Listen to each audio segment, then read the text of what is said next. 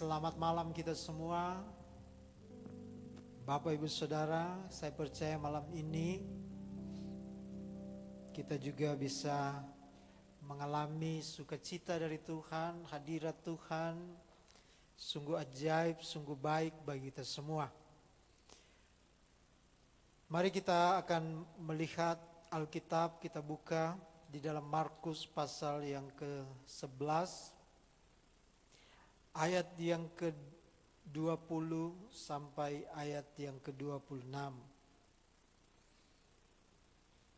Ini nasihat Yesus tentang doa.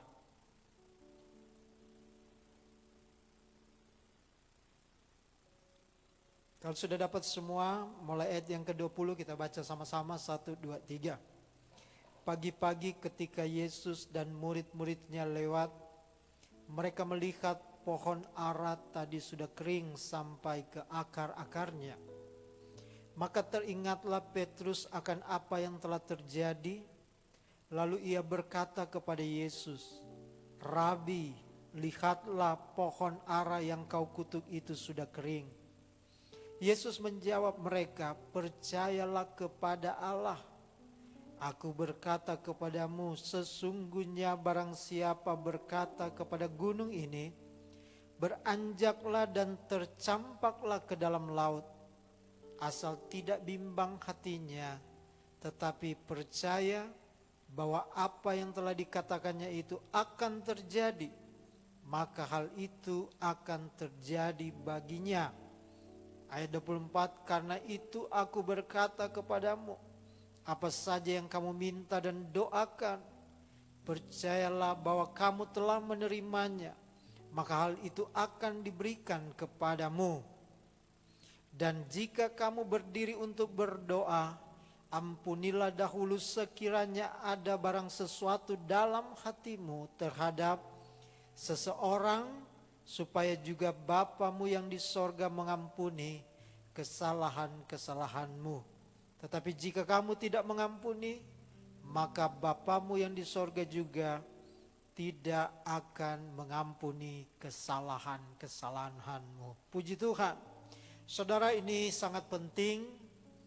Sebuah nasihat Tuhan peringatkan tentang doa, supaya benar-benar setiap doa kita ada dampak, ada kuasa yang bisa terjadi dalam setiap hidup saya dan saudara.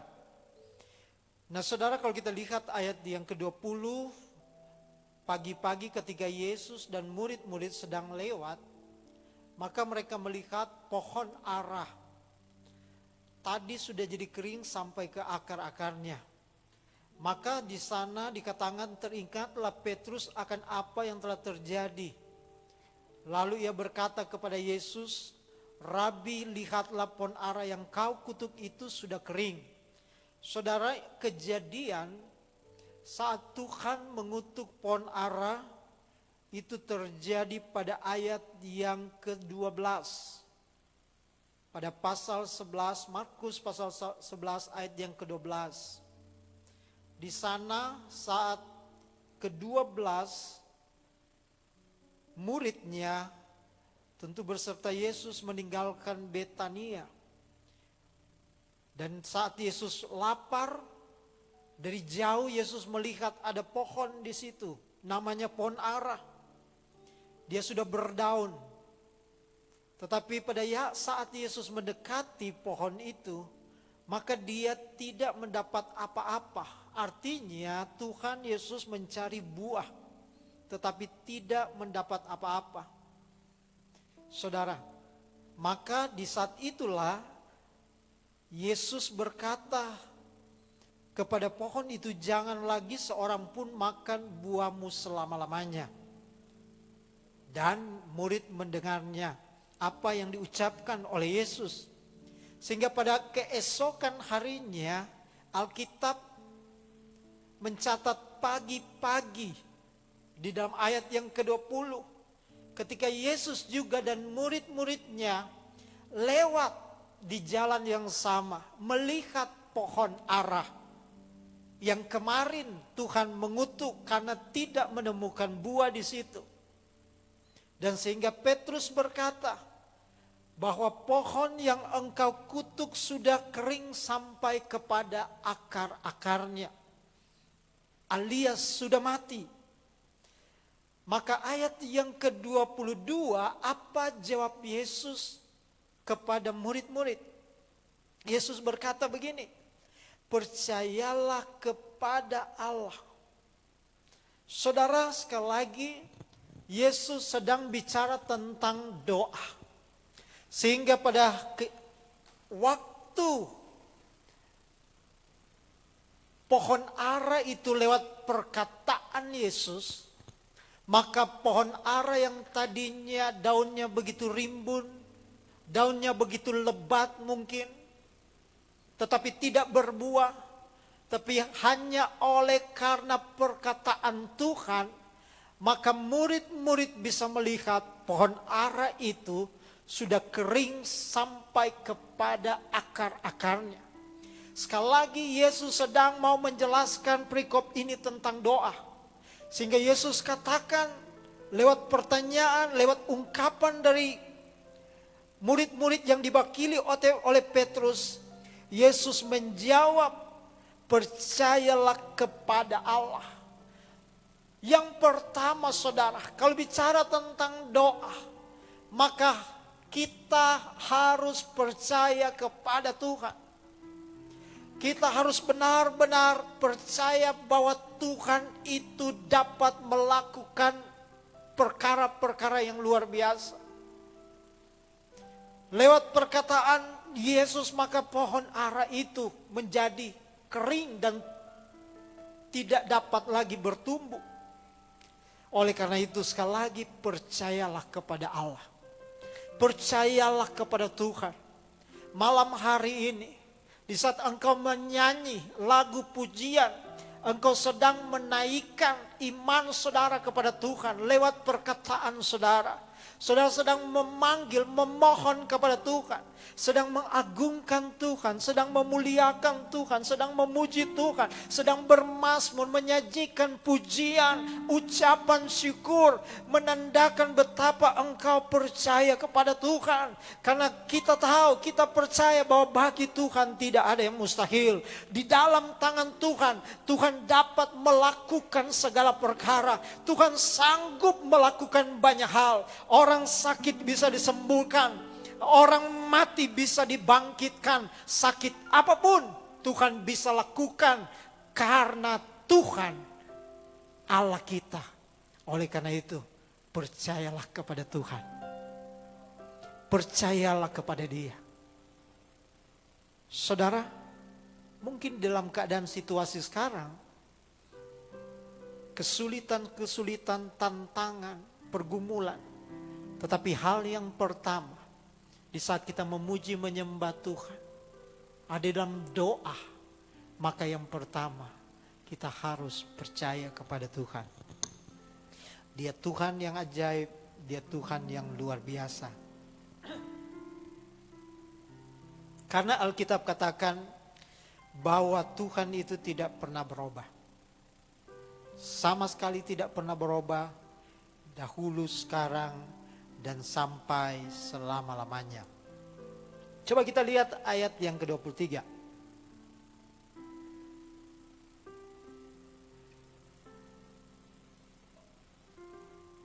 Ayat yang ke-23. Aku berkata kepadamu, sesungguhnya, perhatikan kata sesungguhnya. Artinya sesungguhnya benar. Ya, benar.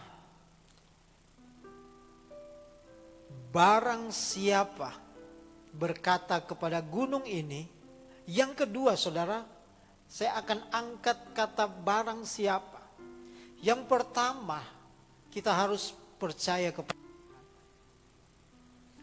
sesuatu yang kita percaya, maka saya percaya kita akan bersungguh-sungguh kepada orang yang kita percaya. Tidak ada kekhawatiran, tidak ada ketakutan karena sesuatu yang kita percaya. Apa saja yang diungkapkan kita akan percaya. Kalau saudara sakit, Saudara ke dokter. Apa yang disampaikan dokter, saudara pasti percaya. Karena saudara tahu dia dokter. Begitu juga Tuhan. Dia di atas dokter, di atas segalanya, karena dia Tuhan. Tuhan yang besar, dahsyat, luar biasa. Nah, sesungguhnya barang siapa, kata barang siapa artinya siapa saja.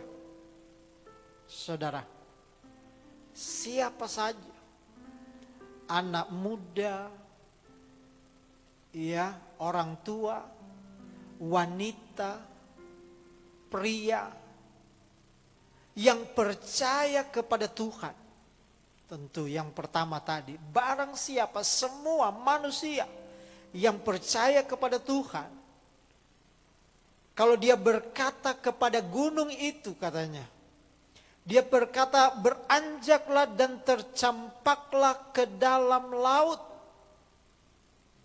Siapa saja yang percaya dan mau berkata kepada gunung itu, tercampaklah ke laut. Saudara, semua kita orang percaya. Saya mau katakan, saudara, malam hari ini saat engkau mendengarkan kebenaran firman Allah, dengar baik-baik apa yang dikatakan Yesus. Semua orang yang percaya kepada Tuhan, semua orang yang percaya kepada Yesus, siapa saja malam ini, waktu engkau dengar firman Allah ini, engkau baca firman Allah ini, timbul iman dalam hidupmu. Siapapun yang memiliki iman pada malam hari ini, mari engkau praktekkan. Ya, barang siapa yang percaya kepada Tuhan, berkata kepada gunung itu, tercampaklah ke dalam laut.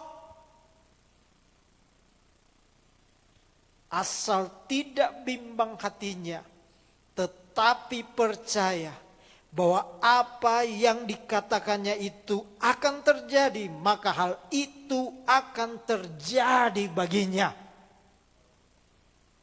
Haleluya. Siapa saja, saudara, tanpa terkecuali, untuk menyaksikan, untuk melihat kuasa Tuhan mengalir dalam hidup kita, hanya orang yang punya iman, hanya orang yang percaya. Bagaimana caranya? Asal tidak bimbang, tetap percaya. Kenapa kita sulit melihat mujizat Tuhan? Karena terjadi peperangan di dalam hidup kita semua. Gunung itu bicara tentang pergumulan, persoalan, tantangan, pencobaan, ujian. Apa yang menjadi masalah kita, problem kita hari ini? Keluarga, pekerjaan, usaha, pendidikan, masa depan. Atau saudara hari ini mengalami sakit penyakit. Saudara mungkin berkata hari ini, tidak ada jalan keluar. Sepertinya jalan tertutup. Semua hampa, kosong. Saya mau berkata, asal kita tidak bimbang. Kadang-kadang kita lebih fokus kepada persoalan. Waktu kita datang kepada Tuhan, kita berkata, Tuhan, aku percaya. Tetapi waktu kita sedang menyembah Tuhan, sedang memuji Tuhan, sedang berdoa, persoalan itu terlalu kuat menguasai kita. Pergumulan itu terus mengontrol hidup kita. Menjadi pertanyaan, apa aku bisa sembuh? Apa aku bisa sehat? Apa aku bisa melewati pergumulan ini? Apa aku bisa lolos dari keadaan ini? Mana mungkin? Mana bisa? Kita ada dalam sebuah kebimbangan. Dan kebimbangan itulah yang membuat kita nggak bisa melihat kuasa Tuhan terjadi dalam hidup kita. Tuhan tidak pernah berubah. Kuasa Tuhan tidak pernah berubah. Sama sekali tidak pernah berubah. Tetapi malam hari ini, mari saya percaya kuasa Tuhan, Roh Kudus ada bersama dengan kita. Roh Kudus ada di dalam hidup kita. Dia berkata dia akan menyertai kita. Dia akan menolong kita. Sampai selama-lamanya. Dalam keadaan apapun. Tuhan ada dalam setiap musim hidup saya dan saudara. Praktekanlah iman yang kuat. Tadi pagi saya sudah berkatakan doa yang lahir dari iman. Doa yang lahir dari iman akan melihat mujizat, akan melihat kuasa Tuhan. Malam hari ini doa yang lahir dari iman akan sanggup memindahkan gunung apapun, persoalan apapun yang ada di depan kita, yang sementara kita hadapi. Tapi ingat, firman Allah katakan, karena apa saja yang kamu minta dan doakan, percayalah bahwa kamu telah menerimanya, maka hal itu akan diberikan kepadamu. Orang yang berdoa dengan iman, artinya orang di saat dia berkata, dia belum menerima, tetapi iman berkata, aku telah menerima. Waktu dia berdoa, dia sudah menerima mujizat. Waktu dia berdoa, dia percaya dia sudah menerima pertolongan. Dan Alkitab katakan orang yang seperti ini, orang yang percaya, orang yang tidak bimbang. Karena apa saja yang dia minta dan doakan, dan semua yang dia telah percayakan kepada Tuhan, dan dia percaya tidak goyah, maka doanya dia sudah menerimanya. Maka orang yang seperti ini, satu saat waktunya Tuhan, dia pasti akan diberikan, dinyatakan kuasanya. Haleluya. Hari ini mungkin engkau belum menerima jawaban. Saat ini engkau belum menerima jawaban. Malam ini saat engkau berdoa belum melihat kuasa Tuhan dinyatakan. Tetapi percaya, Tuhan tidak pernah terlambat. Tuhan tepat waktu. Haleluya. Bagian yang terakhir ayat yang ke-25. Ini suatu nasihat yang sangat penting bagi kita semua sebagai anak Tuhan. Hal yang kedua, yang pertama tadi, kita tetap harus percaya kepada Tuhan saat kita berdoa.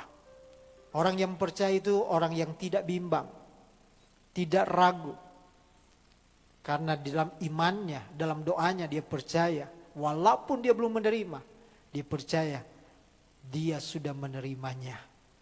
Dan Tuhan akan nyatakan. Yang kedua, ayat yang ke-25, di sana dikatakan, dan jika kamu berdiri untuk berdoa, ampunilah dahulu sekiranya ada barang sesuatu dalam hatimu terhadap seseorang, supaya juga Bapamu yang di sorga mengampuni kesalahan-kesalahanmu. Tetapi jika kamu tidak mengampuni, maka Bapamu yang di sorga juga tidak akan mengampuni kesalahan-kesalahanmu. Haleluya. Tidak mudah untuk mengampuni, saudara. Ya, tidak mudah untuk mengampuni orang yang sudah berbuat jahat kepada kita. Tapi Tuhan Yesus mengajarkan, ampunilah.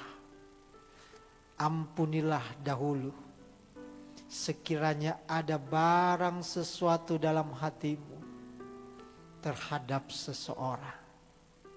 Yang pertama kita percaya. Yang kedua, kalau ada sesuatu terhadap seseorang, siapapun itu, ada sesuatu yang mengganjal di dalam hati kita, saudara, maka Tuhan katakan ampunilah dia. Tuhan itu Maha Pengampun. Di saat kita terbuka kepada Tuhan, kita akui, Alkitab katakan bahwa kalau kita akui setiap salah dosa kita, maka Tuhan juga setia, adil, akan mengampuni kita. Haleluya.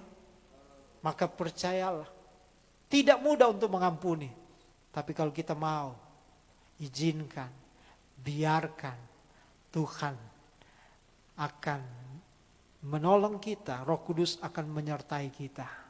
Kita percaya karena Tuhanlah akan selalu memberikan kekuatan dalam hidup kita. Mari Bapak Ibu Saudara, untuk kita mengalami hari-hari ini doa yang penuh dengan kuasa. Yang pertama, kita percaya kepada Tuhan. Yang kedua, hidup mengampuni. Itu sangat penting, karena kalau kita ampuni orang lain, maka Tuhan katakan Bapa di sorga mengampuni setiap kesalahan dosa kita. Tuhan Yesus memberkati kita semua.